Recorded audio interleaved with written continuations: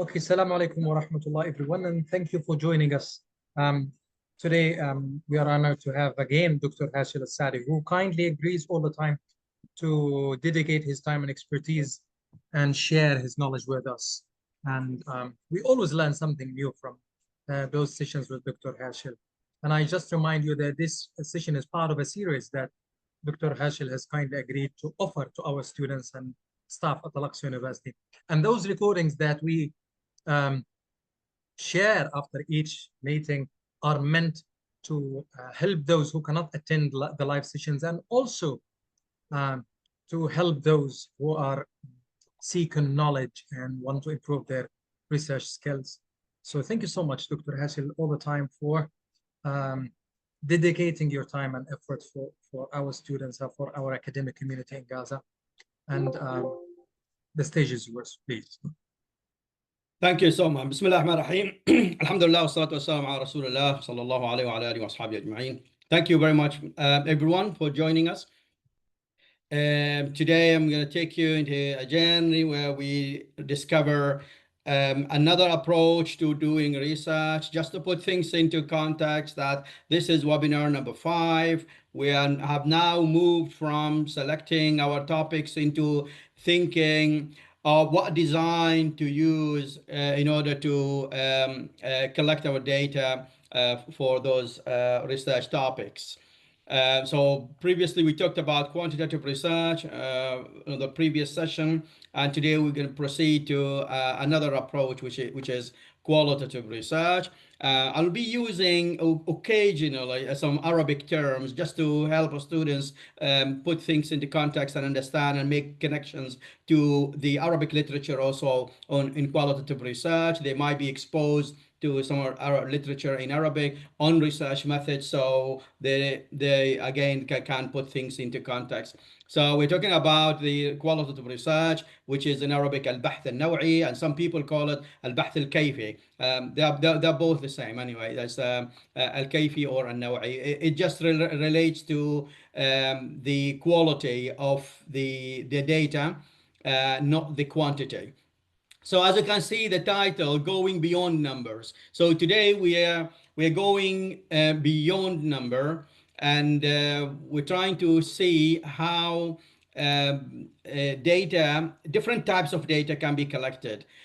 So before we proceed, I've just got a number of slides on highlighting the main issues we discussed last time in webinar number 4, which was on quantitative research. We talked about the areas and domains of quantitative research, and we said that the quantitative research, which is in Arabic al-Bahth al-Kammi, because it's concerned with the kam, the quantity. It's quantifying things. So that's why it's called quantitative research.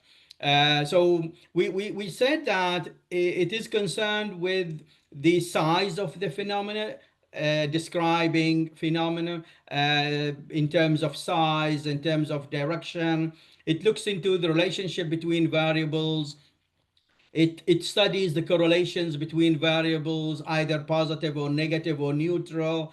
It quantifies data and asks the what, how many, and what to what extent kind of questions. We also talked about these 8 different quantitative designs. We talk about the descriptive design, experimental, quasi-experimental design, a comparative. Sometimes you might be looking at the different cause and effect relationship, which is the causal comparative kind of design.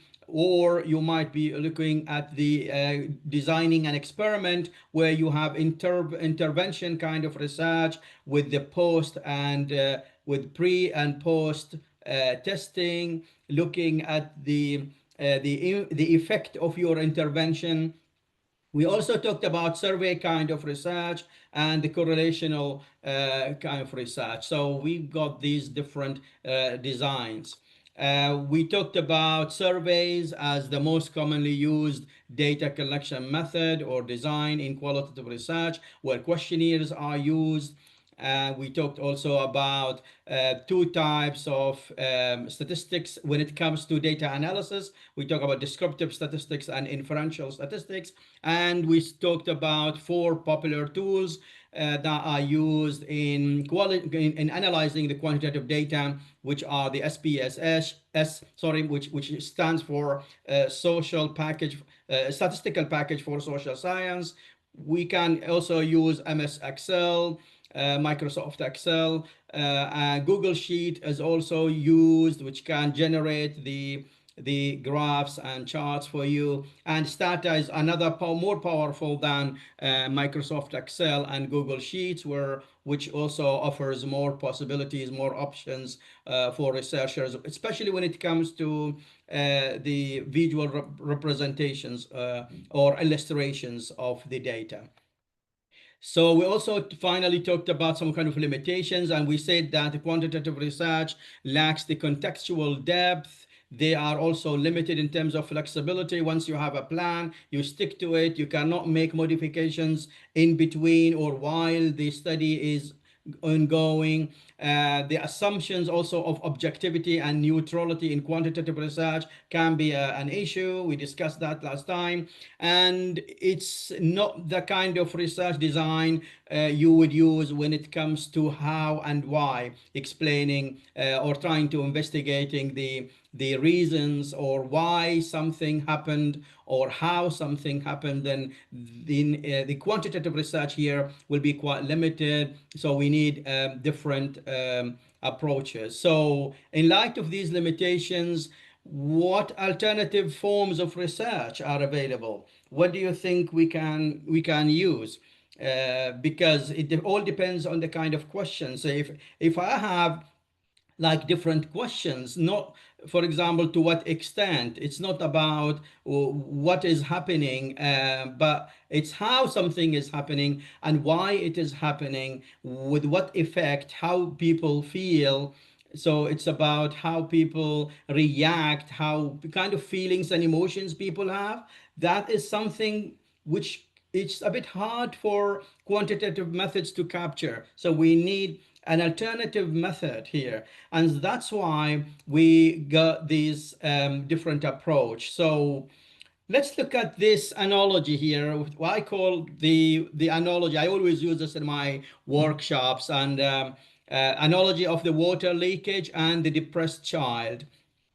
If you can imagine going back home after a long day, working day, and you get back home and you are and you have these two situations in front of you. You've got some kind of water leaking off the ceiling, and one of your child is quite unhappy in his own room or in a corner, um, looking like a bit like sad and kind of depressed or upset.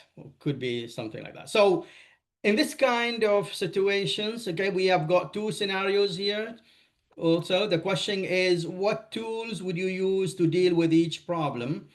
So I always use this analogy to help people understand the different situations we have in life. So some of the situations we can use, a tool set, okay, a toolbox, if you like, to deal with the situation, to solve the problem. So how can we solve or deal with the problem of the water leakage? What kind of tools, what kind of thinking as well, compared to the other situations where you have to understand what happened to your child, why he or she is upset or unhappy or even depressed, what happened. So, and I'm sure that you agree with me that the tools will be different, the approach will be different, and the methodology will be different here. So if the problem on the left hand side of your screen can be acquainted with quantitative, then I'm sure the issue or the case with your child or your daughter or your son, your brothers or sister could be on the right hand side of the screen, would be associated, of course, with qualitative research. Here where qualitative methods come into play. I don't know if anyone would like to comment on this. The kind of, if you could see where qualitative research fits here into this scenario, and how it's different when it comes to dealing with the issue of the child compared to dealing with the issue of the water leaking off the ceiling. If anyone would like to comment on this, floor is yours in half a minute or so. You can unmute your mic and tell us what you think. Can you see how the two situations are different? And when it comes to our approach to dealing with each one of them?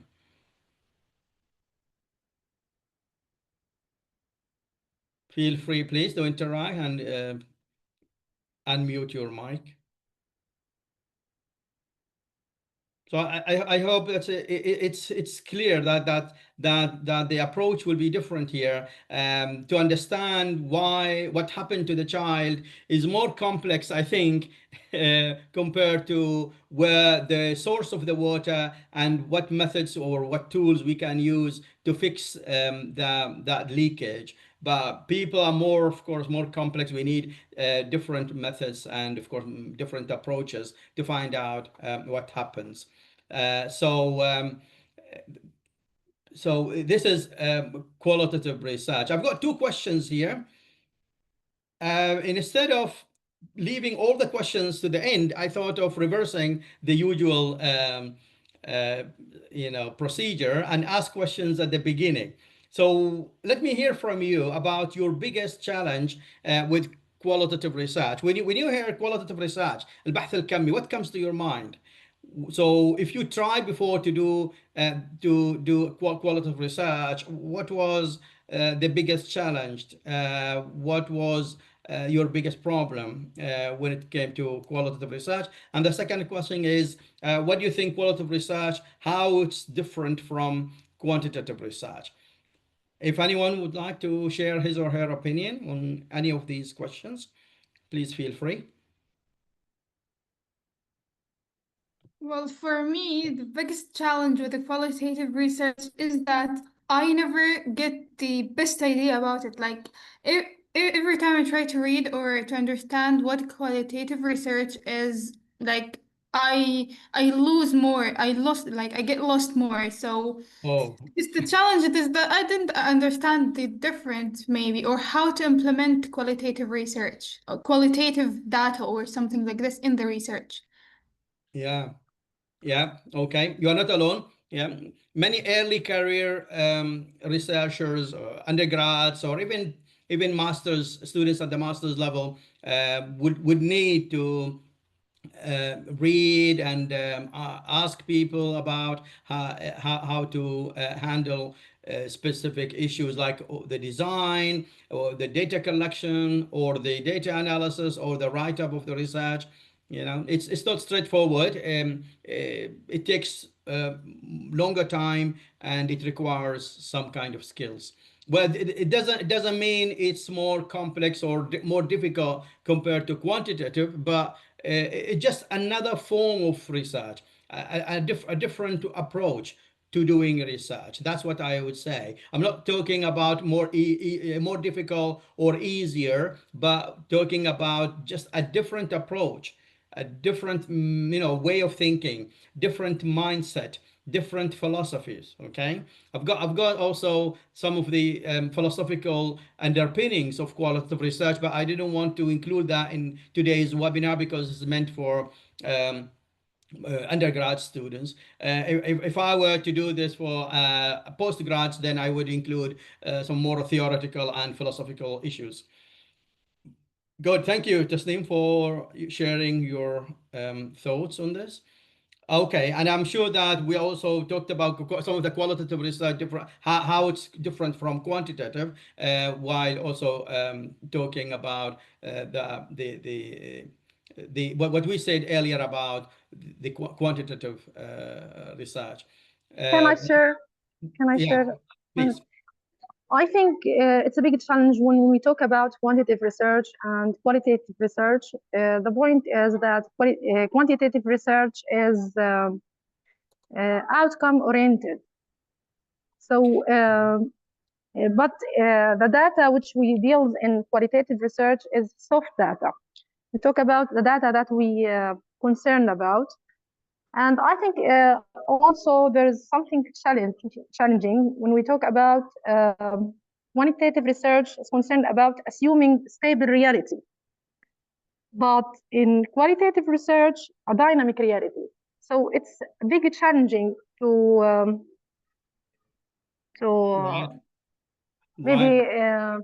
use these methods in our research and how we can undertake it.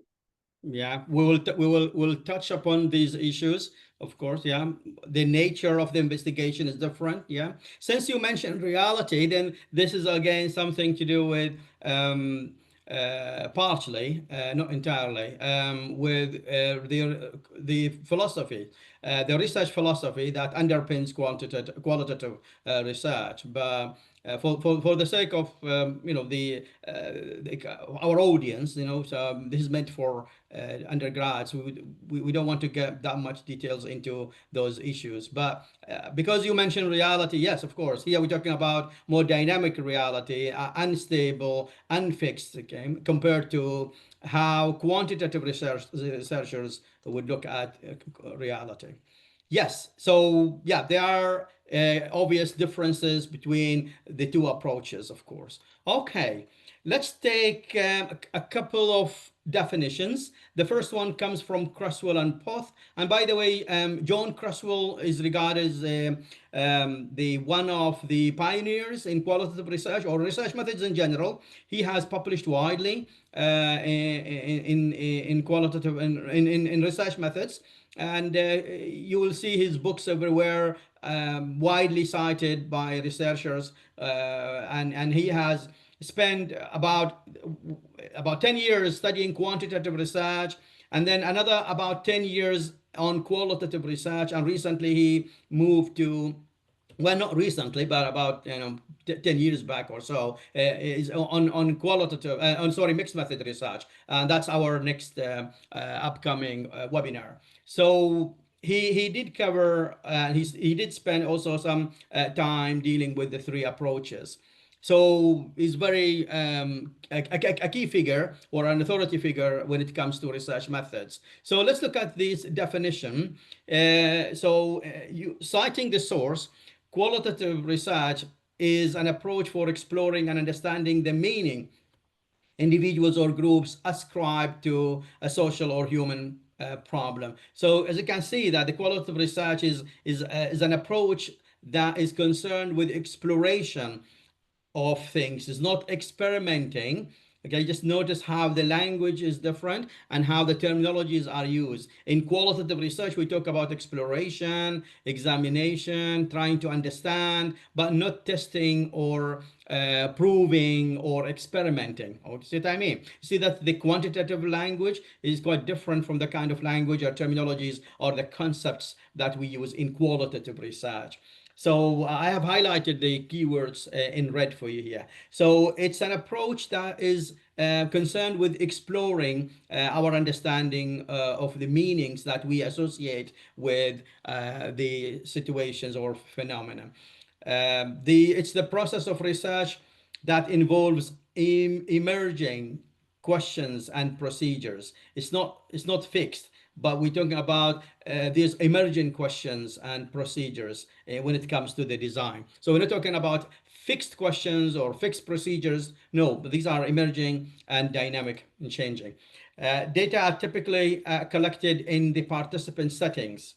So we go to the natural settings. For example, you collect data by going to the museum, by going to the supermarket, by going visiting families in the camps, for example, in their educational tents, and then start looking at what people do, how people like learn, or how they spend their daily lives. You see what I mean? And you talk to them.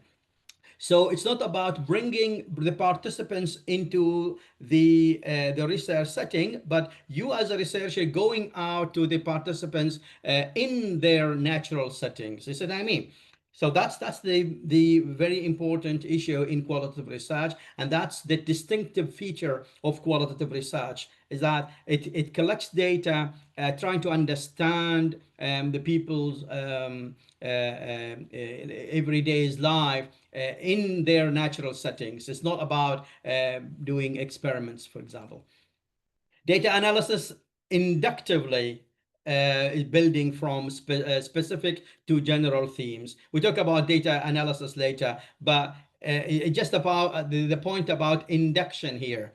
We talked about deduction last time when we talked about quantitative research, and we said that quantitative research is built on the deductive logic and reasoning. Here in qualitative research, it's inductive reasoning. It goes from specific to general. Okay, is a completely different approach, different logic. So here we don't have the kind of theories or hypotheses. Remember last time we talked about testing hypotheses, beginning the research, starting the research with a number of hypotheses, and then we test them through the data. So here we begin with the data and then trying to construct new understanding or models or theories. So from data to theory. So this is what we call induction. All right. And the research here is making interpretations of the meaning of the data, the researcher here. So here we talk about the role of the researcher. In quantitative research, by the way, the researcher is detached from the research. It has a limited influence on how the data can be interpreted. But here in qualitative research, the researcher actually is part of the research process. You see what I mean? The researcher is part, himself or herself is also taking part in the data interpretation and data analysis. All right. So that's the also another distinctive feature between the two approaches. And the final written report has a flexible structure, unlike the quantitative research, which follows a specific structure. For example, in qualitative research paper, you might have introduction, but not literature review, especially if it is like a short paper. And recently I posted a post on my Twitter account or my X account where I also explained this, that some journals do not require, especially short reports or short papers, to have a separate section for literature review. You can have a literature review within the introduction. You see what I mean? So again, you can have the data analysis together with the discussions in one section. So you don't have to have like the fixed kind of structure, but it's flexible depending on how long the research is and depending on the journal requirements. So there is flexibility in the structure of how the final paper is written. Okay, so far so good. So these are some of the differences. So that's all comes from Creswell and Poth 2018. Let's look at another one, David Gray. And David Gray 2014 says that qualitative research is a naturalistic interpretive approach that focuses on capturing deep understanding of human experiences, not through numbers, but through words, context, and meaning. And remember the title of our webinar, Going Beyond Numbers. So this is what David Gray says about qualitative research. He also says that the qualitative research deals with the how and why questions, as we mentioned earlier. And qualitative research does not aim to test hypotheses and theories. You remember last time we talked about quantitative research, starting off with a set of theories or hypotheses, or a kind of what did we say? So hypotheses, theories that you start the research with, and then the research purpose will be testing those hypotheses and those theories. Here we are not doing that. We are coming to those theories, we are developing those theories at the end based on our analysis, based on the data.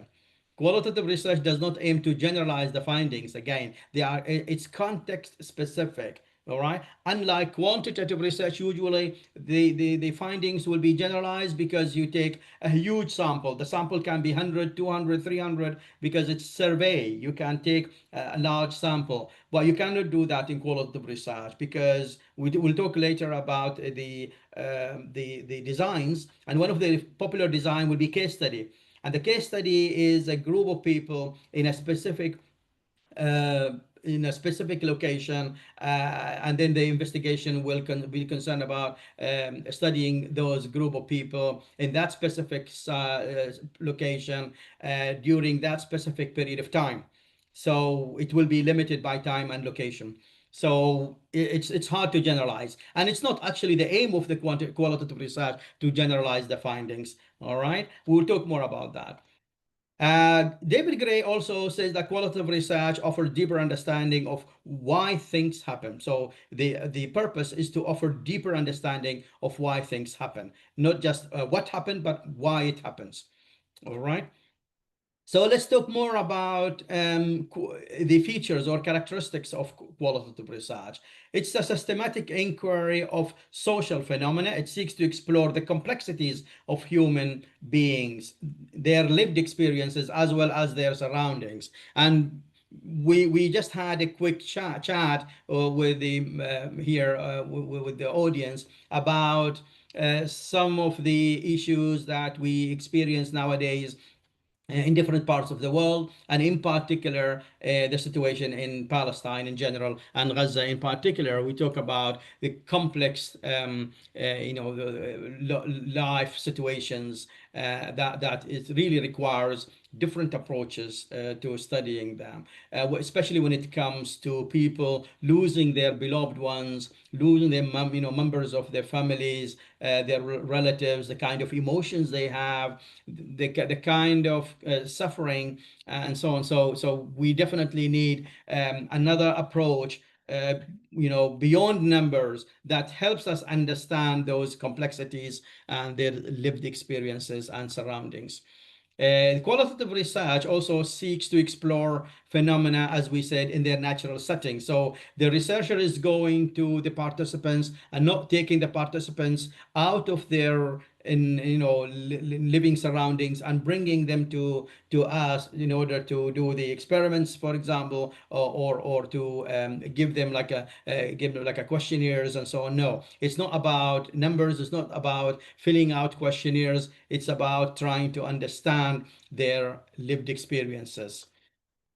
The researcher has no control over different variables, unlike in quantitative research.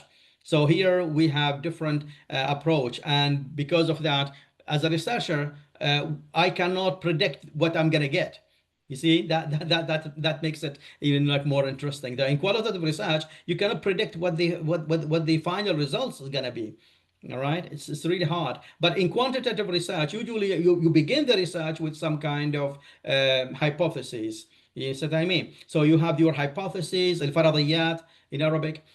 You have the theories, okay, نظريات والفرضيات, and then you start looking at either proving them or disproving them. So either I said, okay, at the end of the research, then the findings will either prove or disprove those kind of hypotheses. This is here in qualitative research, we have a different story. We don't start with hypotheses. We just collect the data, and then we have research questions, of course, and then we'll see what kind of results that we get. And then we report those results, of course. So qualitative research, in this sense, it's inductive in nature, because it seeks to generate understanding or a theory that explains what's being studied. And the participants are chosen purposefully. So here we're talking about purpose of sampling, not random sampling. And that's another big difference between quantitative and qualitative. So I go to the participants who have passed through certain experiences that I would like to study. Okay, and we said that finally that qualitative research is humanizing research. How is it humanizing research? In two ways. First, it involves the researcher himself as a person, as a human being part of the research itself. So we as human beings, as researchers, we are part of the research process. We cannot detach ourselves from the research itself. Okay, and also the other way that how qualitative research, humanizing research, is by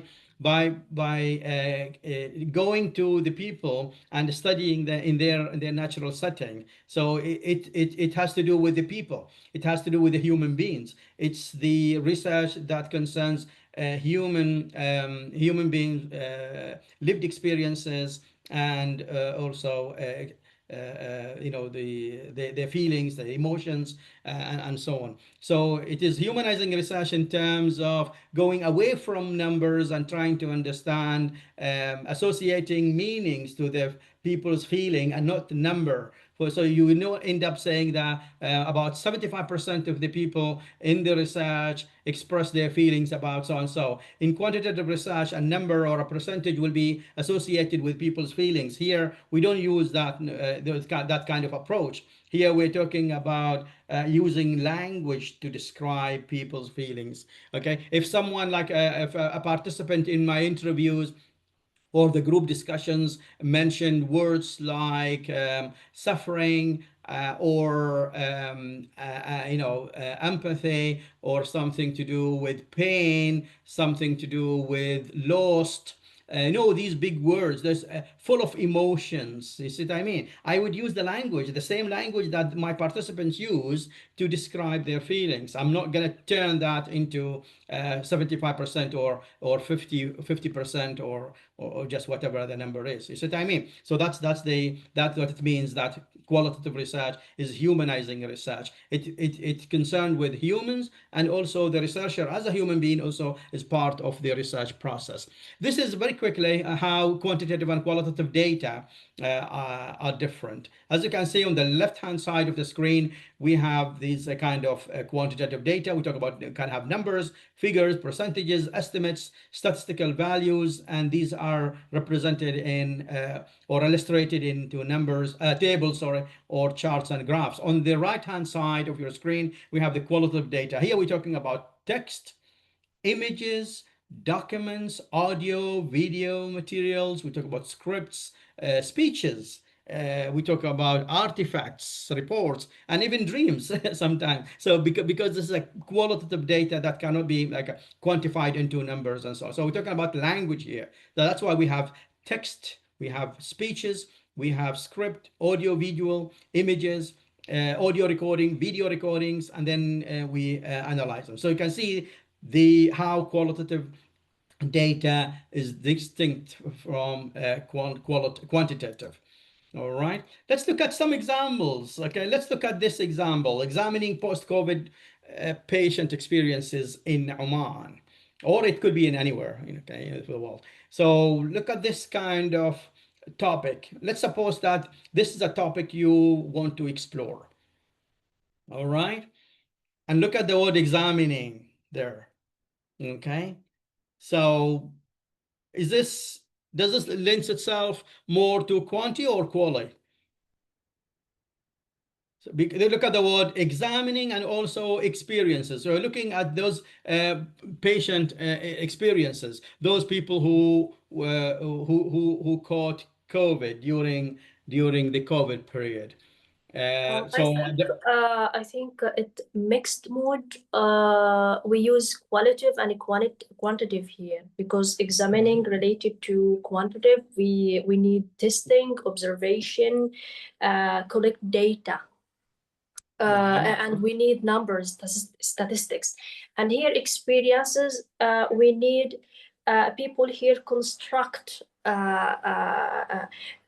their experience, what happened with them. So we need their opinions, their point of view. So here we use qualitative and quantitative here.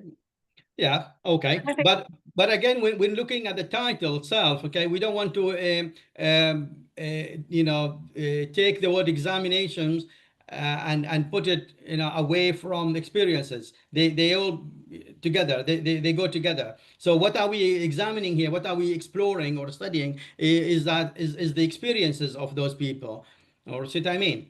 I mean, yes, I mean, you can do mixed methods, yeah, but because of the word experiences, I think it lends itself more to qualitative because of the word experiences, because you want to get deep into those people's emotions and feelings and how they felt when they were during that period when they were affected by COVID, right? Okay, look at the second one then. Exploring learning strategies and habits of 3.9 GPA students. I don't know if you have come across any students who graduated with 3.9 GPA. What kind of students those are? What are their study habits? What are their learning strategies? It would be really nice, though, isn't it, to explore their study habits, their learning strategies. How did they manage to get 3.9 GPA? You know, I don't know if you have heard of some students graduating with 4 GPA. So a topic like this one, we'll take it as a case study and then try to find out what happened. Okay, I'm not going to give them a questionnaire. I can, if I want, like, to use a questionnaire as a tool to develop my interview later on or my discussions. You can do that, but the questionnaire will not be the main the main research method. Okay, it will not be the main data collection method. Definitely, this is a case study, which is one of the designs, as we're going to see, of qualitative research. Number 3, investigating the factors affecting students' motivation. Okay, what affects students' motivation in online learning from a student's perspectives again. So here we will be investigating students' perspectives, okay, trying to understand what motivates them in online learning compared to in-person learning or face-to-face. All right, another topic: exploring children's post-war trauma in Gaza. That's a very emotional kind of so emotional and so current as well. So exploring the children's post-war traumas in Gaza, for example. How are you going to do that? How are you going to explore the children? And pay attention to 2 things here: the word trauma and the word children. Remember that we are dealing with children here again. It's not adults, okay? And children will be classified as a vulnerable group. You know, we got in research we deal with 3 kind of vulnerable groups: children, elderly, and patients. And so children will be one of these groups that can be classified as vulnerable, which we need to be very careful about when it comes to research. So yeah, how are you going to do that again? So that's another topic of qualitative research. Look at this one: students and teachers' perceptions of AI usage in teaching and learning. Okay, what are the students' perceptions? What are the teachers' perception when it comes to AI usage? Do they see it as a facilitating tool? Is it helpful? Or what about the teachers? Do they see it as something that is should be part of the learning and teaching process, or should it be used? Shouldn't be, for example, maybe regulated in one way or another? This is allowed, this is not allowed, okay, and so on. It is allowed in some certain of tasks, not allowed in those particular kind of tasks, and so on. So what are the students? And you see that in all of these topics, it's really hard to predict the answer. Okay, it's really hard. You cannot really say that I think people are gonna say this. I think people no, because it's to do with their own lived experiences, and that's why the qualitative research is different. Look at this one. The representation of globalization in school curricula in Palestine. For example, if you look at any school textbook, can you see how globalization is represented? What are the elements of globalization that you can see in the books and materials presented to the students? You see what I mean? So what kind of design is this? So look at these all topics and think about now the next part of the webinar about different designs of qualitative research. Okay, let's look at those kind of questions. This is the kind of questions that we usually ask. How do first-year students at Al-Aqsa University perceive the use of L1 by their English language teachers in the classroom? All right. This is a kind of question. So what are the key words here? See, perceive. How do first-year students at Al-Aqsa University perceive the use of L1 by their English language teacher in the classroom? Okay. Do they think that the use of Arabic is helpful in the classroom? Do they think that no, Arabic should not be used, and so on? So what do you think? So that's the students' perceptions again about the use of L1, which again might be different from the teacher's perspective, by the way. You're right. There's a lot of research out there that supports the use of L1, but again, there are also, on the other hand, we have also research that is against the use of L1 in class. It depends on the level of the students. It depends on the context, I think, and so on. All right, but this is one way to phrase the qualitative research questions. What are the experiences of Al-Aqsa University teachers in using online teaching during the war? What are their experiences about this online teaching during the war? Okay, do they think it's opportunities, offers a lot of opportunities? It has facilitated their work, or is it an option that is solving the problem of educational lost? Okay, so look at this one as well.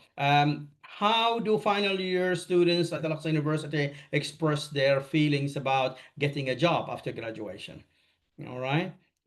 What are their perspectives about this kind of jobs, getting a job after graduation? All right. How do they express their feelings about? Are they hopeful? Are they optimistic, or otherwise about getting job after graduations? Okay, which is again something important for final year students. So this is how we phrase the questions. Okay, so pay attention to the kind of language. And the first one, look at the word perceive. How do the students perceive? In the question number 2, what are the experiences of those teachers? And in number 3, how do the final year students express their feelings? So it's not about the size or the extent or the degree or the level, but it's about the expressions of feelings and emotions and attitudes, okay, and thinking about those particular topics. So pay attention to how you phrase your questions when it comes to qualitative research. Okay, now we come to the 6 designs of or strategies. Okay, I'll explain them one after another, but let me show you the 6 designs. There are 6 designs. I'm sure you have heard of them before, if maybe not all of them, but maybe some. I've already mentioned the second one, case study, but it's not the only design. We have narrative design or narrative research, case study, we have ethnography, I mentioned earlier, we have phenomenology, which can be new to some people, content analysis, and finally the grounded theory. The least used one, or maybe the one that not many people have heard of, especially among the students population. So these are the 6 designs. Okay, if we're going to go the first one, explain them very quickly. Narrative research, as it says in Arabic, it's al-bahth al-sardi or al-bahth al-riwai. So from its name, as the name suggests, it's something to do with telling the story of someone or a group of people who are kind of influential, or like represent like a landmark in the history. It could be of someone who is alive or someone who passed away but has some kind of legacy, okay, some kind of influence on the literature, in history, in politics, in social life, okay, whatever, or even at the religious level. So we're telling people about how they live their life, the kind of work they did, what kind of influence they left behind, why they are important, how they are influential, what can we learn from their lives, and so on. And so then you write your research based on this. And then of course you'll go to the books they wrote, the kind of literature they left behind, and then you study all those materials.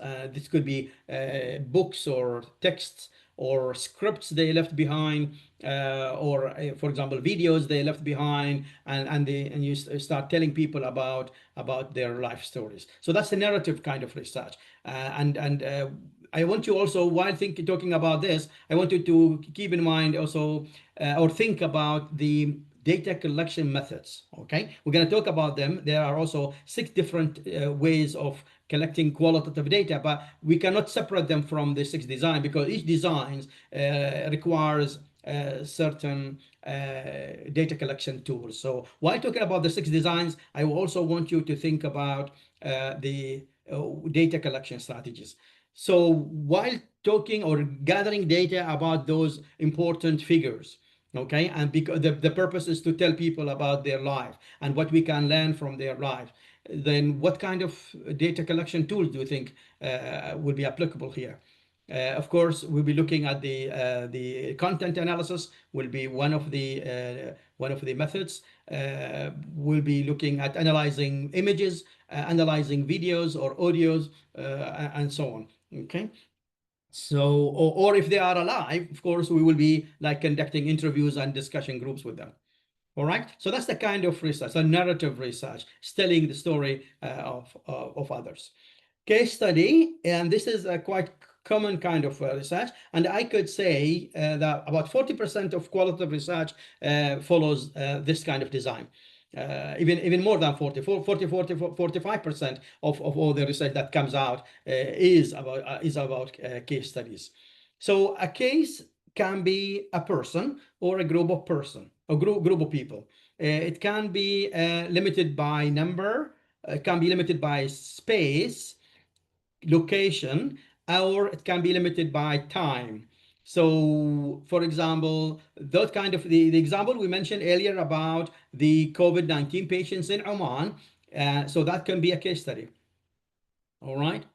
If you take the northern part of Gaza, then that would be a case, because the kind of challenge, the kind of situations in the north might be a bit different, not completely, but partially different from the very south, like in Rafah or Khan Yunis, for example, in the southern part of Gaza. You see what I mean? So if you take a specific place, a specific group of people at a specific period of time, then that makes it a case. And the case can be one single case or can be multiple cases.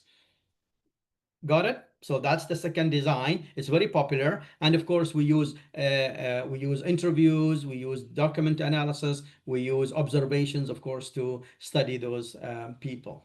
So that's the case study. So far, so good. All right. So the first design is narrative. That's when we tell the story, we narrate the story of other people. The second one is a case study. All right. Look at the third one. The third one is ethnography. And if you are doing it online, now a new trend is coming out, which is the netnography. The netnography coming like which denotes the kind of ethnography that you would do online, okay, remotely. In Arabic, it's دراسات الإثنوغرافية. Okay, and this kind of design is concerned with studying the culture of a particular group of people, or the language, the history, the heritage, and so on.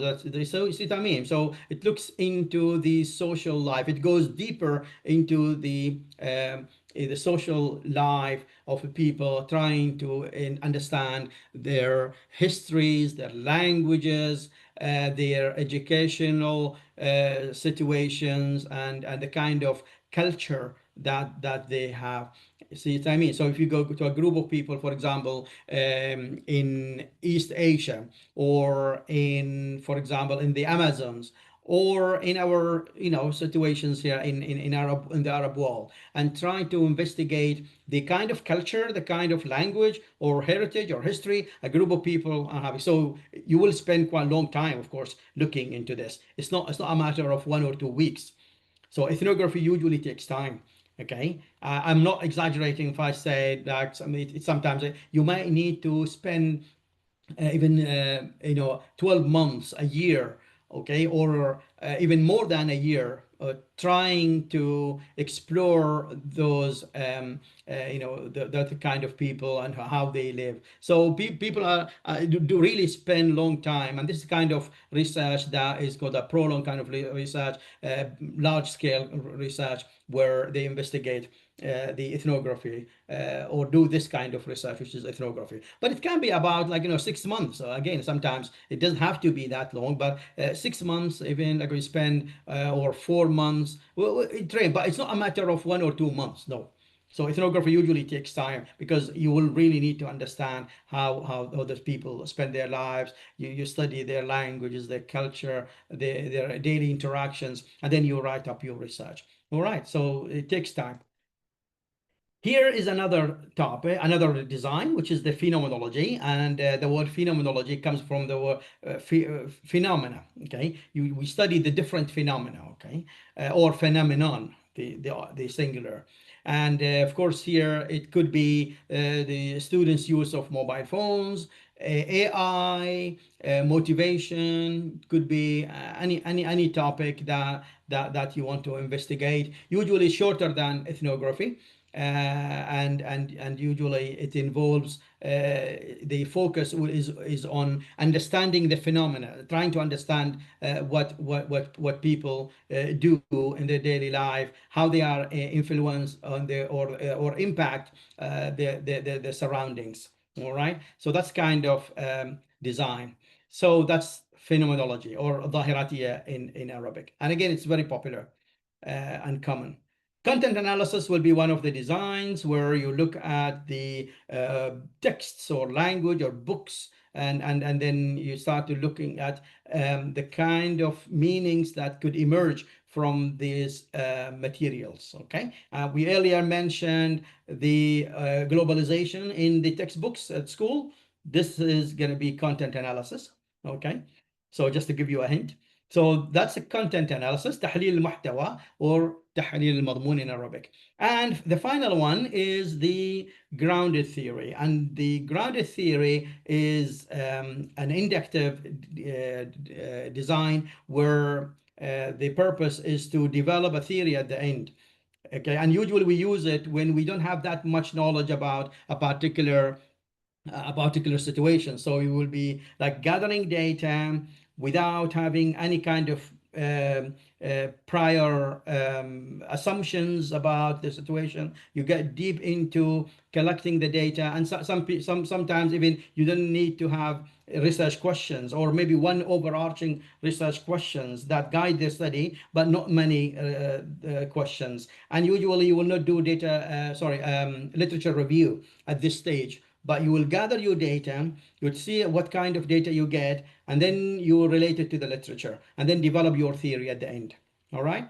And we're going to have a paper at the end of the webinar, a sample paper which uses the grounded theory methodology. All right? So these are the 6 designs or strategies.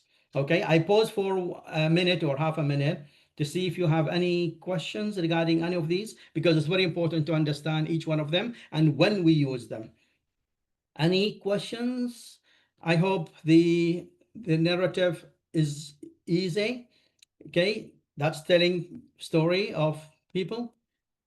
Here, when you study a group of people in a specific place over a period of time, here is the study that concerns history, language, culture, heritage, and so on, and takes time.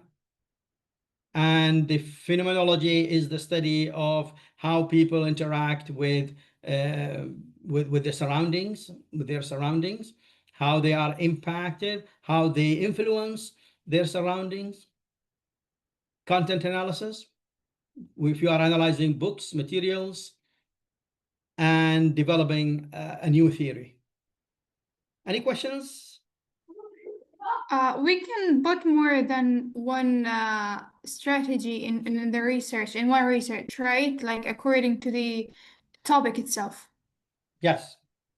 Of course, we're all guided with our research questions and the topic. And by the way, you can have, I mean, we don't look at these different strategies, all these 6 strategies as distinct, completely unrelated. No, they can interrelate. They can intertwine. For example, if you do number 4, phenomenology, okay, and it's about, for example, a group of students using AI in their learning, that's phenomenology. Okay, but if you're going to focus on a group of students in a particular place at a particular period of time, then that makes it also a case study. So 2 and 4 can go together. Is that what I mean? All right. For example, if you take a particular person as a narrative research, it's also a case study, because it's a person who lived in a certain place over a certain period of time. So that makes it also a case study. So we don't want to look at all these designs as distinct, unrelated, separated from each other. No, they can intertwine, they can interrelate. All right. Excuse me, Dr. Hashil. Yes, please. Yeah. Can you give us example about grounded theory?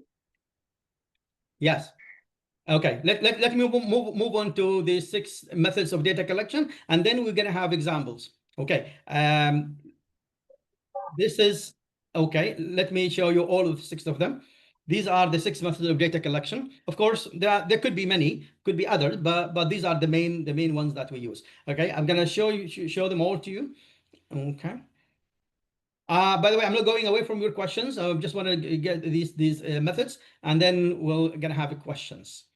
Or topics, sorry, topics that relate to the 6 designs and the 6 methods of data collection, where you then can interact and take part. Okay, let's look at the first one. Is in-depth interviews. Of course, in qualitative research, we're not just want to do an interview, but it has to be in-depth interviews where you spend really some time trying to understand people's perceptions and people's emotions and their experiences. All right. Focus group, again, is another method where you have a group of people not exceeding 5, I would say. 3 to 5 will be the ideal number, and try to explore the topic in depth, okay, in more details.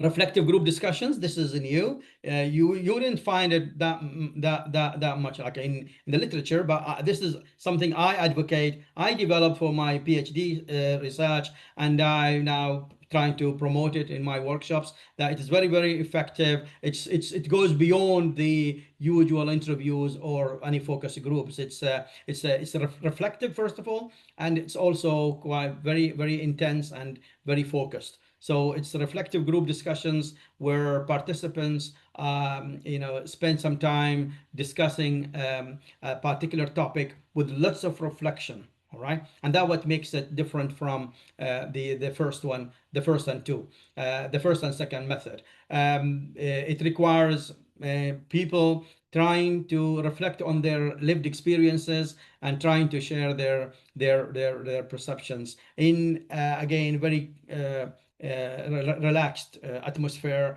very comfortable approach. Okay. The observation, of course, ملاحظة. The observations is when you take notes, and you, for example, you can go to the classroom and observe students learning or teachers teaching. You go to a supermarket and explain and observe how how the shoppers behave. You could go to the museum, for example, and observe what people do, how people react, and so on. So it's about observation.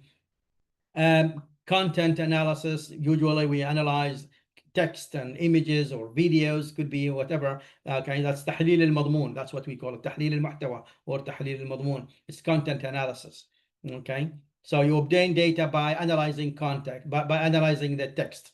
Okay, could be any different type of content. And discourse analysis is usually analyzing language, okay, or discourses. Okay, how people use different discourse to serve different purposes. So that's تحليل الخطاب, okay, in Arabic, تحليل الخطاب, discourse analysis. So these are the main 6 methods of data collection. So we want to associate them with the 6 method of designs that we talked about. Okay, now let's look at this one. Which research design and which data collection method? And this is where we come to your question. Okay, so here we got those topics, the 6 topics we talked about. Here are the 6 designs of research, of qualitative research, and also the 6 methods of data collection. Can you make the matching? Can you match? Okay, can you, for example, look at the pick any of the topics and tell us what you think is the appropriate design and the appropriate data collection method. All right. If you take, for example, the first one about Oman, remember what we said about that? Okay, what kind of design that helps us explore topic number 1, examining post-COVID-19 patient experiences in Oman? Maybe Narratives. case study. It's like Number 2. it's a case study because it's taking place in Oman, okay, but it also can be because of their Narrative is research. yeah We can use narrative research. it can, yes, it can be so about their experiences. Okay, if we are studying the experiences and how they felt about a particular phenomena, so this makes it also phenomenology. All right, is it? Yes, we can use phenomenology. Yes, we can use number 4, phenomenology. Yeah, okay. But it's also at the same time case study, of course. Yeah, okay. You see, case study would be usually used if we don't have that much literature around a particular topic. So you will be focusing like on that particular situation, the group of people or a group of a place where you need to understand their lived experiences by talking to the people directly. You see what I mean? Those people who were affected by COVID-19. So it's not any person. So it has to be those people. So in our pursuit of understanding how they lived their experiences, okay, how they lived their life, what their experiences were during COVID, then that would be case study and of course phenomenology. You wouldn't say content analysis, of course, here. It doesn't apply. All right. Good. All right. Someone else? Okay, number 2, I think a case study, because it needs depth interviews Yes. to observe her to interview her, to observe her habits, for example, and analyze her notes. So I Yeah. think Yeah. so I think Okay. case study. It's a case study. Yeah. Do we have that much research on that group of students? No. Yeah. Do you know someone who graduated with 3.9? Actually, no. No. Yeah, it's very rare case, isn't it? Yes, but there are some students who finish their universities with 3.9, even 4. So there would be really very rare cases. I remember one of the research that was published in Saudi Arabia, where the researcher investigated the learning habits and learning strategies of 3 students, ladies, who graduated with 4 GPA from one of the Saudi universities. And that was a very interesting study. And so, of course, it's a case study, of course, because it concerned those 3 group of students. And we don't have that much literature around this phenomena. So it's a case study, of course. Yeah. Okay. What would you use? What kind of methods? What kind of data collection methods would you use for number 2?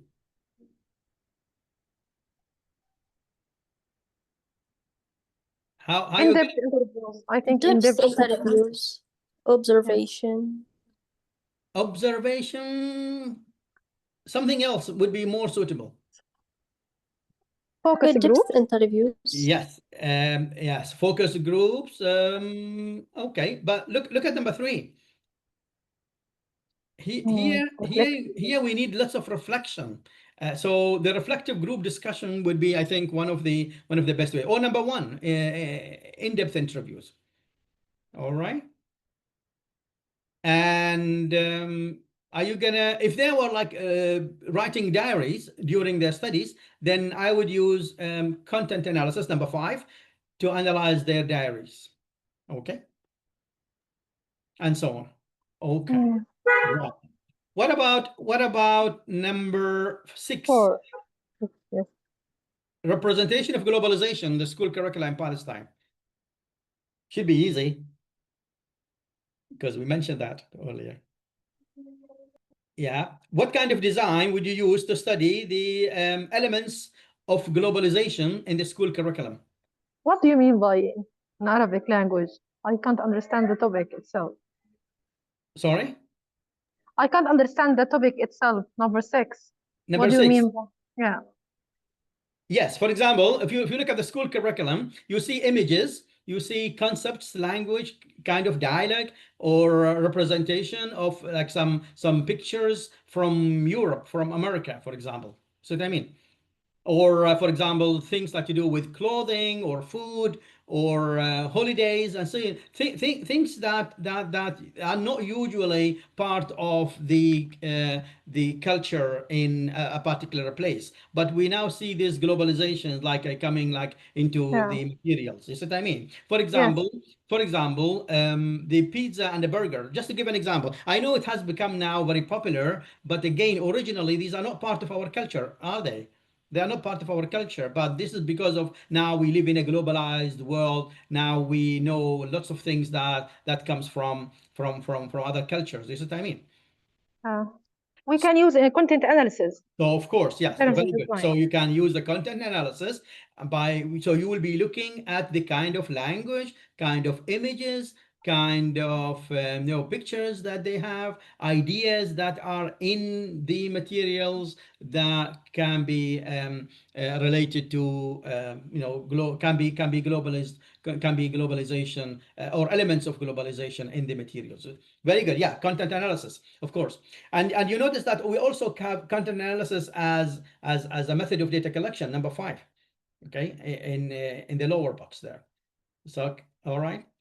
Excellent. Okay, so just because of to save time, this is a very helpful exercise where it helps you match the topic to the design and the data collection methods. Okay, let's move on now to how we're gonna analyze the data once we got them. Okay, and I need your attention here. I try to go a bit quiet because of the time. I want to go a bit fast, but let's look at this data analysis methods. We have 3 of them. The very popular one, the most commonly used, is thematic analysis. And a good reference here will be Brown and Clark 2006. Their paper on 2006 were very useful, and they helps you learn the how to do thematic analysis step by step. Of course, they then published more work on thematic analysis after 2006, but this was the first one that came out, and it was very helpful. They of course they authored books as well. But Brown and Clark are not the only source, but of course many people have written about thematic analysis. But in Arabic, thematic analysis is التحليل الموضوعي because it's to do with searching for topics. That's why we call it تحليل موضوعي. Okay, yeah, looking at مواضيع. Okay, so it's the thematic analysis looking at themes, so they are theme based. You can also do qualitative content analysis. Okay, content analysis is also one method to analyze the data, especially when it comes to language, pictures, images, books, materials, okay, or documents. Then this is we talk about content analysis. And discourse analysis if we are analyzing language. Okay, تحليل الخطاب. Okay, this is also we use it. We have discourse analysis. We have critical discourse analysis, by the way, CDA. It's very popular, CDA, discourse, critical discourse analysis. So these are methods of data collection. Let's look at an example. So how to analyze interviews using thematic analysis. All right, and I need your attention here. Dr. Ahmed, are we okay with time? I tried to go a bit fast. Yeah. Don't worry about time. Yeah, thank you. I need just the students' attention here because this is one of the topics that many students ask about. Okay, they may not have a problem collecting the data, but when it comes to analyzing the data, that's when you usually have the questions. So how are we dealing with the data that comes from interview? I'm using interview here because it's the commonly used method for data collection. All right, so you conducted your interviews. You have like about 3, 4, 5 interviews. Okay, what do you do with the materials? Of course, the interviews are recorded and then you transcribe them. Okay, turn the audio into text. Okay, and then of course there are different approaches. Some people say you transcribe everything. Some people say, well, you don't have to transcribe everything. You transcribe the parts that you're going to analyze and so on, because during the interview, people might be saying, you know, different stuff here and there. But what is important is that you keep to the research questions. You see what I mean? So there are 3 main concepts that we need to understand when it comes to thematic analysis. Okay, so here we are using the thematic analysis method, not content analysis. The thematic analysis in Arabic, it's التحليل الموضوعي. Okay, following Brown and Clark model. All right, the first concept of the 3 is themes, and that's why it's called thematic analysis. And themes are, as you can see, they are the top and they are the general ones, followed by categories. These are smaller topics, and codes. So themes, categories, and codes. So we need to understand how these 3 concepts relate to each other. And as you can see from the triangle, that we are moving from general to specific. So themes will be the largest, the biggest elements of analysis, followed by categories, and then finally the specific ones, the smaller ones, will be the codes. Okay, let's take different examples. Let's start with the themes. Themes, as I said, are the biggest unit or the highest level in the data analysis process. They are the general topics that are derived from the research questions. All right, so you take your research questions and derive the themes for analysis from the research questions. So for example, if your research questions, what motivates students in learning, the theme will be factors enhancing student motivation. All right, I hope it's clear. All right, so again, if we have this kind of questions, what motivates students in learning? So I'll be exploring this through students' experiences. Okay, their perceptions of motivation, okay, how they understand motivation. Okay, and then of course the theme will be factors influencing student motivation. What motivates students? What are the factors that what are the reasons? Okay, so this is the relationship. This is how a theme is generated from the research question.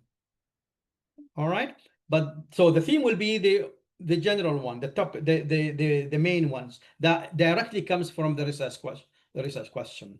A smaller than the theme is the category. Okay, here in Arabic we call them fi'at. Okay, so we are moving from mawadi' to fi'at, from themes to categories, and these are the sub-themes that share a common meaning. Okay, these are the categories that we derive from the main themes. Look at this example. If we have the theme factors enhancing student motivation, okay, similar to the theme we saw before, if this is our theme, then the category would be something like supportive learning environment. You see what I mean? So supportive learning environment will be like a smaller unit compared to the factors. That's the general title, factors enhancing student motivation. It could be that it could be a research question. What are the main factors? Or it could be even the topic itself. But the category will be a smaller unit. So supportive learning environment. So by looking at those factors, you put them together as categories and give them this label, okay, this subtitle, supportive learning environment. So what comes under supportive learning environment is the next one, which is the codes. Okay, so the codes are the labels or the tags assigned to a specific segment of data that capture the meaning of that particular data. Okay, it's like usually it's like a label or a tag. Okay, let's look at example, and these are the smallest unit of meaning in the data analysis process, as I said. If we have the theme like factors enhancing students motivation, the category, as we have seen, would be supportive learning environment. So what do you think the codes would be? Remember, the codes will be a smaller unit. So we are moving from general to specific, don't forget. And so the code will be teacher encouragement. Okay, so when the students, for example, talk about what motivates them, so it will be something that the teacher usually say would be that's what caused their motivation, and so the code will be teacher engagement. So you give this label, okay, or tag teacher encouragement to that group of data, and so you call it teacher encouragement, which is a very specific example. Okay, then a bigger category would be the categories, which is supportive learning environment, and the overall theme will be factors enhancing students' motivation. So as you can see, we are moving from general to specific. Let me explain this here further. So we're moving from research questions. As you see, I put it in large font, moving to themes, and then broken down into categories, and then further divided into smaller codes. As you can see, moving from research questions to theme, categories, and codes. Okay, and let me give you examples. As you can see, this is a research question: what motivates students in learning? This is the theme: factors in enhancing student motivation. And so if someone, like one of the students say, I always feel that my teacher believes in me. So this is something like a quotation I took from the data, from the interview. Okay, so what would be the category? Supportive learning environment. Okay, because the teacher usually says that, okay, he always believes in me. That's what the students said. So that is a supportive learning environment. I can categorize it as that. And then the specific code would be teacher encouragement. All right, so we are moving from general to specific, as you can see, from research questions, and then looking into the data for themes, and then go deep into the data, looking for categories. But that's not enough. You get deep into the data, even deeper into the data, trying to find the code. So we're moving from research questions to themes, categories, and codes. And by the way, these are not one way, but two ways. You can go top from like general to specific, or specific to general. You can go bottom up and top down. All right, top down and bottom up approaches. So it can be either ways. And in qualitative research, the analysis, we're talking about inductive analysis and deductive analysis. But again, that would be a bit higher level. I don't want to go more into the details of that. But this should be enough now. For your level, if you can understand this and how you analyze the qualitative data, this will be enough. So when you get the interview in front of you, you'll be going back to your research questions, get those research questions in front of you, and then read through the data, try to get the themes, read further, get the categories, read even further, and get your codes, and then tell your story. All right? Any questions?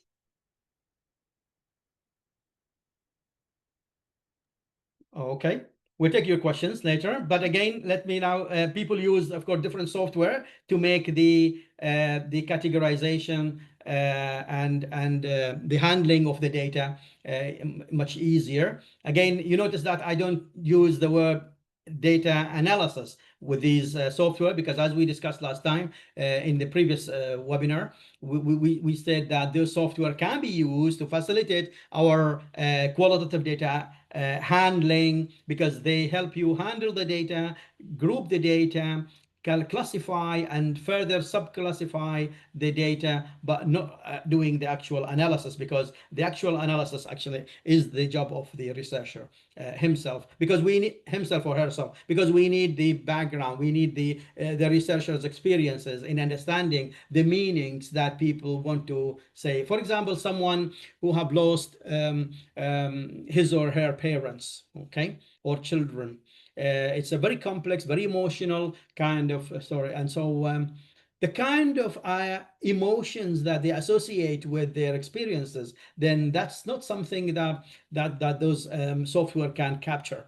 So you need, it requires a human being to understand this. Is that I mean? Even AI, I know that now people use AI in data collection and data analysis, qualitative data analysis. There are lots of workshops around that. But I still believe that the researcher plays a very important part in qualitative data analysis. All right. So you can use in vivo, MaxQDA, Atlas, TI, to help you categorize and subcategorize, organize your data, and to get the themes out, the general themes. But when it comes to categories and codes, that requires specific reading of the data, reading between lines, as we say, trying to make meaning out of the language that people use, to describe their feelings and emotions. Okay, you see what I mean? And of course, you're going to then go back to your participants and give them your analysis, give them the interpretation, ask them for feedback if they think you missed anything, or ask them if you have misinterpreted any part of the interview or the group discussions, and then get your feedback. And then if they are fine with it, they're happy with it, then you proceed with your the data, the discussions chapter, of course, or the write-up of your research. So far, so good. So I hope I'm not making it so complex, trying to simplify things, and I hope you're all following with that. Okay. Would you like to see this sample? So we got a sample here, a research paper, and I have to stop sharing this now so we can get you the paper. And the paper is this one here. Okay, gonna see it in a minute, popping up on your screen. Should be up there now. All right, so look at the title. It's a qualitative study of primary teachers' classroom feedback rationales. All right, so it's about a study of a primary teacher's classroom feedback and what rationalization they have about this feedback. So let's look at the structure of the paper. Here we have the title. Let me make it larger.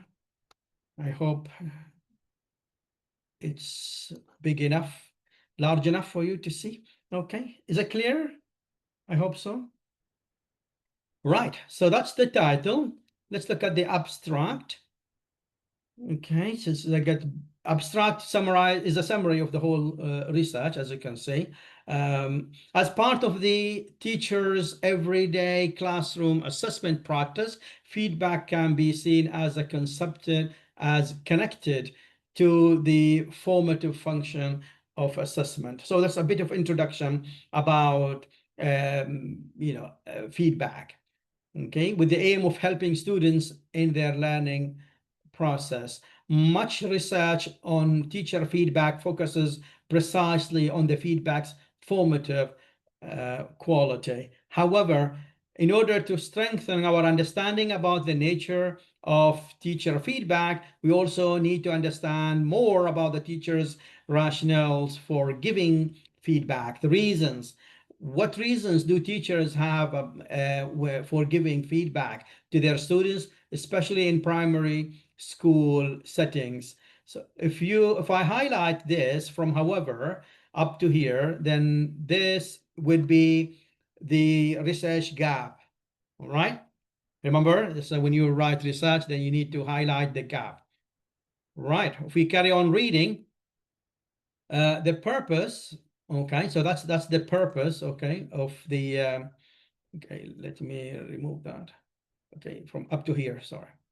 Okay, then we have the purpose. The present study aimed to explore and conceptualize primary school teachers' rationales for giving students feedback. And the sample, as you can see, 13 Swedish primary school teachers, 10 women and 3 men. And that's their age, and that's the students' levels, okay? Grades 1 to 3, primary. All right, let's look at the design. Data were collected using a semi-structured interviews approach. We talk about interviews, can be unstructured, can be semi-structured, although I would go for the group discussions to further explore that. But semi-structured interviews, again, can be also used. Although the nature of qualitative research, as we said, is to have open discussions, allow as much space for people, the participants, to express their feelings and emotions. All right. So it's not just about a question and an answer, Okay, you need more than that. You need interaction Okay, you need expressions of emotions, expressions of perceptions and beliefs, and so on. And if you read further, we employed a constructivist grounded theory design. You see what I mean? That is the design. And here they summarize the main results, discussions of and the conclusions as well. All right, so that's the introduction. Okay, I'll very quickly go down the paper to just give you a sense of how qualitative research is written. The present study aim and the purpose. These are the research questions. Look at the research questions. What are the main concerns? So we talk about what. And look at the second question, how. So we're looking at what and how questions, okay, and not just it's about to what extent or something to do with quantifying the variables or the data. We're not quantifying the data here, as you can see. We're looking at what are the concerns. So people will be describing their concerns. What are the relationship between those main concerns and rationales manifested? So then this kind of integration will be made here in order to develop their theory, because it's a grounded theory.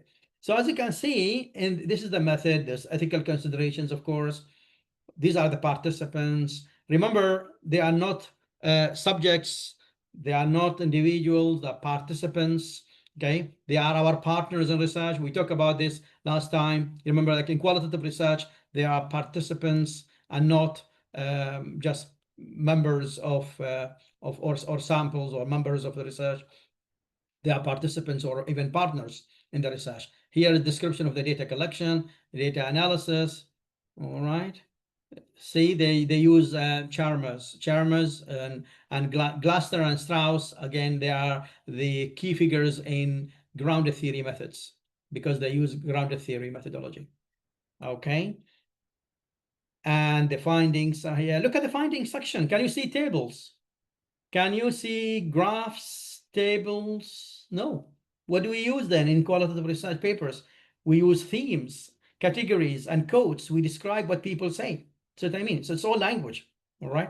And that's some people find, oh, is this really a scientific paper? It is, of course, because you know it actually describes what people have said. You see, so we're not going to turn what they say into numbers and percentages. We don't need to do that. That's the quantitative research. Here we are concerned with expressing the meanings, okay, and giving meanings to their words, to their experiences. So that's why you see those quotations. You see what I mean? Here is a quotation. Okay, they are exact words of people, verbatim. Here is another quotation, as you can see. So as you can see, the paper does not include percentages or statistics at all because it's a qualitative paper. All right. So this is just an example, but if I can just very quickly then go back to the presentation. All right.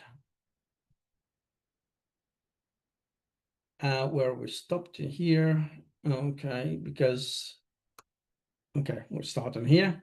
All right, we're coming to an end, and if you could just use this as a task to put things together. Okay, share your own topics. Tell us what kind of design would you use for that topic, data collection method, and you can choose from those 6 designs and 6 data collection methods. All right. I'm sorry it took longer than the previous one because this is my area of interest myself. As I said before, that I'm qualitative researcher, and then when it comes to qualitative research, there's you know, a number of things that we need to explain, a number of things that we need to discuss. But remember, at the end of the day, as a final tip, do what's right, not what's easy. Okay, many people will say, oh, okay, I mean, I don't have much time. I'm gonna do design a questionnaire and then give it out and then design my paper, you know, data collection methods and data analysis, write my paper and then submit it. Yeah, but is this in line with the objectives and the goals of your research. If it is the case, that's fine, but do it right. Okay, don't just do it because it's easy. All right.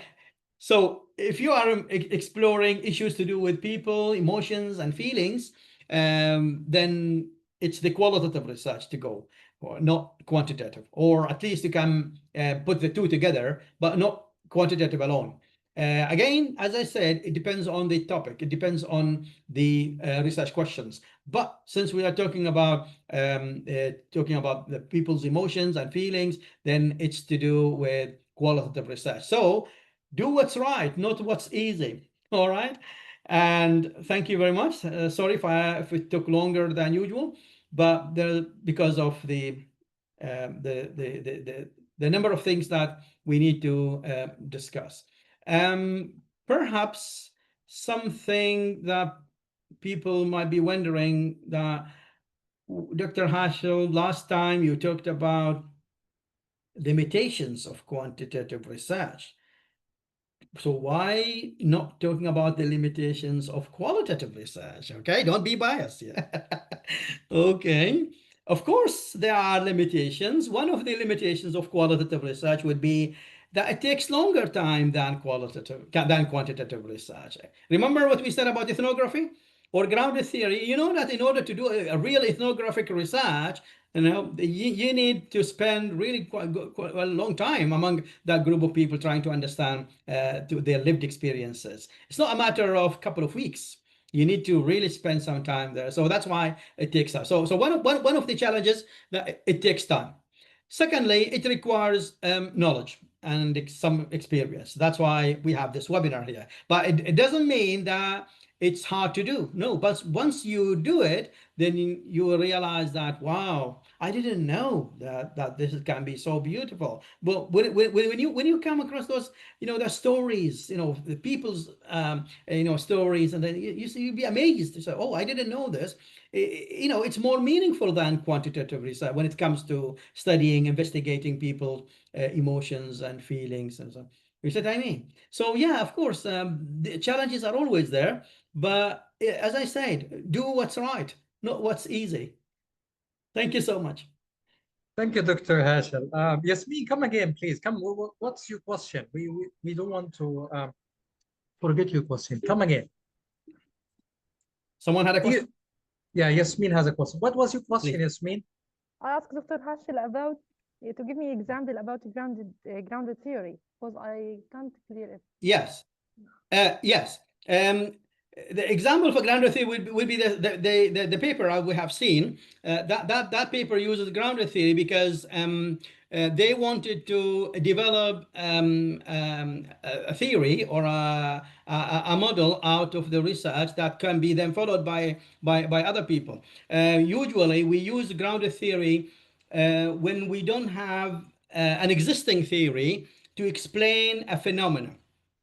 For example, COVID, for example, was something new, right? It didn't,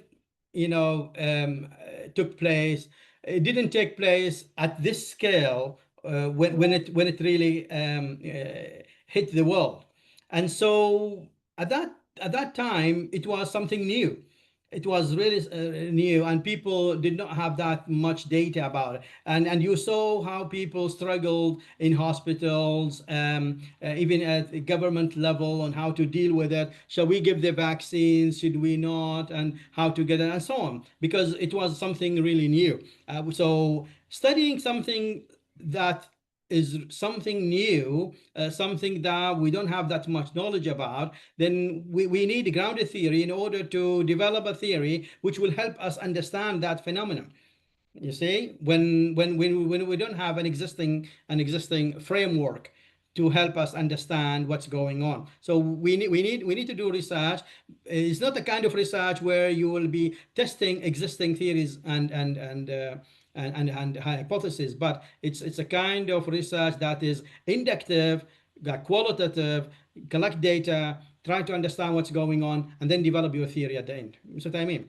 So an example would be like COVID-19, or it could be like the example we discussed in the sample paper when the teacher wanted to understand the rationale for giving feedback to their students and so on. All right. Thanks, Dr. Hashil. I really appreciate your effort. That. Yeah. Interesting. Another question from Dr. Yahya. May you clarify how do researchers decide which research methods to use? Yeah, it depends. It depends on your topic, area of investigation. We remember we have a number of a list of topics and 6 designs. Of course, these are not all the designs that are available, but the main, the mostly common used, the common ones that are available in the literature. So 6 designs, and you decide on which design to use based on the nature of the investigation. Okay, the kind of research questions. If it concerns a particular group of people in a particular location during a particular period of time, then that's case study. If you are looking at investigating something new that we don't have that much literature about around, then that would be a case study or a literature or a grounded theory. Okay, if the purpose is to develop a new theory, then that is grounded theory. Okay, if it's to do with understanding how people react to a situation, then that is phenomenology. Okay, if it's to do with narrating a story of someone influential, someone like a religious figure, a political figure, social figure, then see if there's something that people can learn from their legacies that they left behind, then that is narrative kind of research. So what I mean, depending on the purpose of your research. I hope that's clear. I think this is clear and links back to what we covered when you talked about quantitative research and also how to choose a topic. When you started with how to choose a topic, the first webinar, I think, was it, and then how to choose a design. So it all links back to what we talked about. But I have I had a question, Dr. Hashil. When you talked about the definitions of qualitative research, you hinted to the fact that it is somehow not easy compared with quantitative. Like quantitative, you've got the stats, you've got the numbers, and they explain themselves. All good, and then analysis there. But do you think the difficulty lies in the fact that we are dealing with things that are really hidden, like emotions of human beings, individuals' preferences and intentions? Is that a source of difficulty when analyzing data? I mean, have you ever felt that you wanted to go back to the participant and ask, what did you mean by that particular segment? Right. Yeah. It's not a matter of difficulty, but a matter of a bit of challenge, I would say. So it's to do with actually 2 points here. First of all, qualitative research is less common than quantity research. All right. If you look around, you see quantitative research is more common. You say more people doing quantitative research compared to those who do qualitative research. All right. Because it's not common, it's not a commonplace. Some people might find it a bit challenging. This is one reason, because it's less common compared to qualitative research. This is less common compared to quantitative research. I mean, this is one reason. Another reason is that it requires some kind of skills on the part of the researcher. Okay, it's not like the common skills, for example, that we learned at school on how to design a questionnaire, or at least in some of your undergrads courses. Usually, qualitative research is not taught in undergrads level. And I also commend Al-Saadi University for having a qualitative research or research methods course for students before they graduate, in which we teach them both the quantity and the qualitative research. See what I mean? So it's not difficult, but it's less common than quantitative research. This is one reason. Another reason maybe it's because of the length of time it takes. It involves a number of stages and it takes longer, usually longer than quantitative research. And so students who are, want like about to graduate, or if they are like doing a course, then they might not have the time to do qualitative research. So maybe some of their teachers would ask them to go for quantitative research because it's faster. Although I may not agree with everything that is usually said. It's faster and easier. It's not really easy again, but it might be faster because the analysis can be done through those statistical packages. But yes, you need to go back to your participants. You need to show, as I said, and this is what we call the member validation. Okay, one way to enhance the validity and the trustworthiness of the qualitative results is to check them against check our interpretation against those of the participants. And so my relationship with my participants will not end up right after the last interview I conduct. No, I would still need them to validate my interpretation so that I increase the level of trustworthiness of my findings. This is something unique with qualitative research. This is something distinct feature, one of the distinct features of qualitative research. You will not do this in quantitative, but in qualitative research, we need to make sure that our results are trustworthy, they are valid, by going back to the participants and also by explaining what we have done. There are a number of ways, a number of procedures to increase the trustworthiness of our qualitative research findings. So yes, it takes time, it requires skills, and also it's less common than quantitative research.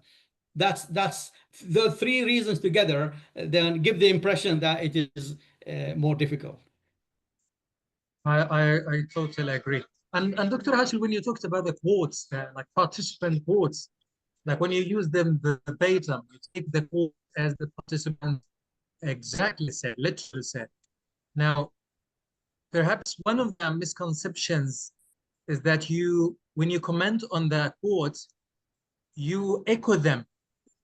But what would you say here? Like when you put the quote, the direct quote from a participant, and then you comment as the researcher, we don't really echo what the participant said, but rather we interpret what they were meaning, right? Yeah. What we speculate on what they mean and what they said. Is that right? Yeah, no. We are very careful here, and we not use the speculation. Okay, it's not about speculation. It's about interpreting and putting it into context. So, so I would use a quotation. This is what the participants have said. Okay, and then I will comment on it and relate it to what they said earlier, to what other participants have said, and then trying to give it some kind of meaning. All right, so to make meaning out of what that particular person have said by putting it into context. All right, and linking it to the other similar themes or quotes that came from other participants. So I'm trying here to tell a story. I'm trying to tell a story by going over what the participants have said and narrate their stories as it happens to them, without me manipulating or speculating. Okay, we have to be very careful not to speculate here and not to manipulate. We describe what they said, we try to give it meaning, put it into the right context as much as we can, and then tell the story. Okay, because qualitative research is about telling stories actually of the particular people, because we always study people and we study their how they interact with the situations around them, with the context around them, and how they interact with those particular phenomena, their perceptions, their understanding of it. And so we try to put it into context, give it meanings, and compare it with what other people have said, and together then we form a story and we tell that story. Don't forget that we will give it back to the participants, not the entire analysis, but part of the analysis. We give it to the participants, seeking their feedback on what we have said and how we interpreted it. And that is the highest, I think, the highest levels of validity and the highest level of trustworthiness. Yeah, I agree. And this takes a long time. And of course, makes the research process longer and more exhausting. Yes. Yeah. Yes, Ramiz, you have a question. Go ahead. Yes, yes, yeah. Thank you so much, Dr. Hashil, for such a great lecture. Unfortunately, I attended your lecture later because I considered 4 past 30 in the context of my country, Pakistan. That's the reason I attended it later. But I have a question regarding methodological section. In the papers, usually the methodological sections in the papers are the most crucial part of the paper. So when it comes to publishing and submitting a paper to the journals, they raise concerns with regard methodological sections.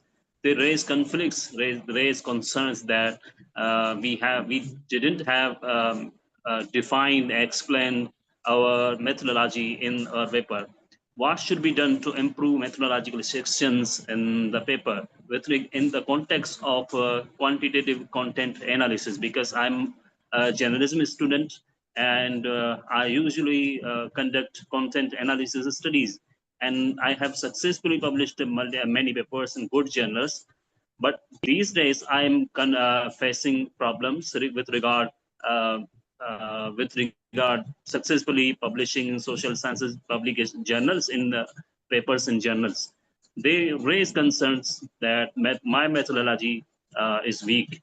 So what would you suggest me to improve my methodology section in my papers? Thank you so much. Yeah. Yeah. I myself, thank you, Ramesh, for the question. Thanks for joining us. Are you in Pakistan now? Yes, yes. MashaAllah, that's very good. Thank you. Yes, I myself is reviewing manuscripts for a number of journals, and I receive both quantitative and qualitative, papers. My area is qualitative. So when I review qualitative paper, the methodology section, I always say that would be my biggest concern, because to me the methodology is the backbone to the research. It's very important to get it correct, and it's also to get it right and very clear to the reader. You have to explain, you have to describe your methodology. First of all, it has to be the right methodology. Secondly, it has to be described in details for the reader. If the reviewer feels that the author is not that competent in describing his or her methodology in the right way, or in choosing the right methodology, then I would put lots of question marks and lots of comments, giving it back to the author, asking him to explain it further, and maybe sometimes to choose another methodology altogether. So it's very important. In your context, as a journalism student, you will be doing mostly, I think, content analysis, right? As you mentioned. And so when it comes to that kind of design, it has to be very well rationalized. Maybe you did not rationalize it. Maybe you did not justify your choice. So it has to justifiable. It has to be justified in a convincing way. That's number one. Number two, you have to describe the procedures you have followed in your data collection and data analysis. So this has to be described in a clear way. In qualitative research, this is called thick description. So it has to be there. Okay. And then you have also to be very transparent. Okay, with regards to the kind of procedures that you followed. If I'm as a reviewer, if I cannot see transparency, rigor, and also connection, your methodology and the topic, if your methodology does not serve, for example, the research questions, then I would raise lots of concern. So in order for you to get this section correct, then you need to have those 3 points in place. Okay, make sure it's very well justified, very well rationalized. Number 2, you maintain clear and also transparency when it comes to describing your methodology and the procedures that you are taking. It's very important to describe that. In qualitative research, thick description is one of the criteria. Very important to have this described. So people need to understand how you collected your data, how you analyze your data. So thick description, being transparent, being clear, and justify your options, justify your choices. These would be essential in getting the methodology section correct. ايش؟ Yeah. كمل. ايش بدها؟ مين هي؟ Yes, Farah, you have your mic on. احكي معي. Ramesh, if you have any other questions, please go ahead. Yeah, yes, sir. Yes, sir. I have a small question Yeah. that I would like to ask. I would like to ask you in just 2 minutes. I have experience. I have an experience of publishing in psychiatry, medical health journals. I am now as a social sciences student hitting social sciences journals. Previously, I have conducted studies on content analysis and media reporting of suicides, suicidal events, and studies of this type are attracted successfully in the psychiatry and medical health, mental health journals. They have published my papers, but when I follow those methodologies I used for psychiatry journals on the media topic of media reporting of suicide, social sciences journals, they get it back to me, raising their concern that my methodology is not good. What should be done? Can you share specific comments from the reviewers? I don't exactly have remember those comments, but I can share with you on email when it comes to communicate with you. No problem. You got my contacts at the end, the last slide of the webinar. This will be recorded and shared. Okay, so thank you so much. Thank you. Okay. George, is this something relevant to what you are doing in the literature? It is, and you know what? I think for me, it's been very informative to the extent that it's not something that I focused on very much in my studies. It's kind of not something that I'm expected to write about in terms of a specific methodology or literature review. It's like you described, it's kind of embedded in what I'm writing about. So for me, it's great because it's allowing me to understand actually how does this apply to my research. Even today, I was thinking my research is content analysis, it's case studies, you know. So for me, that's these connections starting to happen, which is great. It's fantastic. Yeah, thank you. Yeah. Okay. Yeah. Qualitative research can serve different purposes, and I can say that any quantitative topic can be done qualitatively, but not the other way around. I don't know if you agree or not, but this is how I see it. But because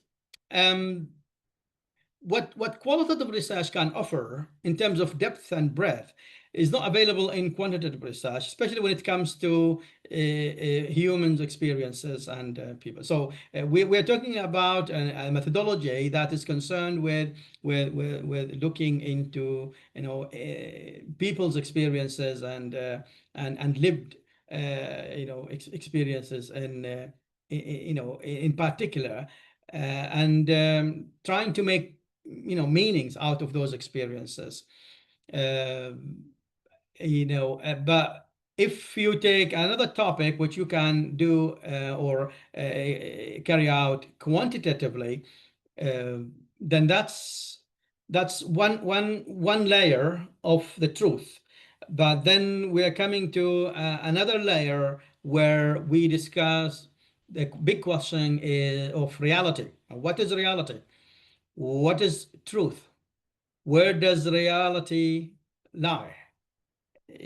And then is it one single reality or multiple realities? Okay, I didn't want to include this in my workshop because these are some kind of research philosophies, you know, but these are the grounds on which qualitative research, you know, stand or sit.